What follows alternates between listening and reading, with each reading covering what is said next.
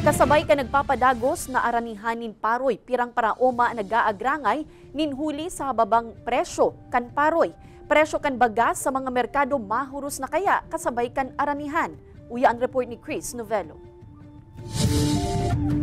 Kan nakaaging aldaw ni Martes na kan magpaani sa 2 ektaryang paroyan ang 73 anyos na si Romeo Olieres kan Bula, Camarines Sur.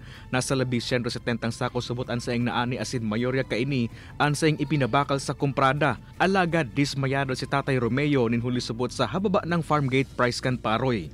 Ang pinabakal ko sa kumprada 125. 21 na 60. Barato na baga, kabarato na nga ni. Kaya ko inaabot si pera ito, 25 garo ito.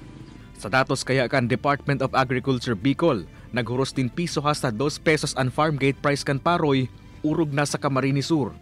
Kasi dito sa Camsor ng February 28 yung farm gate price for dry palay, ngayon 25.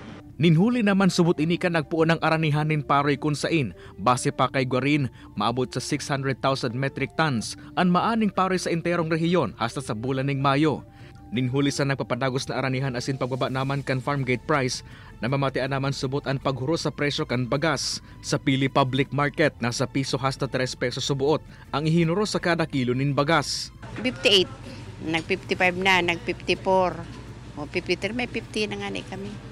Lao man nasubot susog sa DA Bicol ang pagbaba pa sa presyo kan bagas sa mga masunod na bulan kasabay kan harvest season.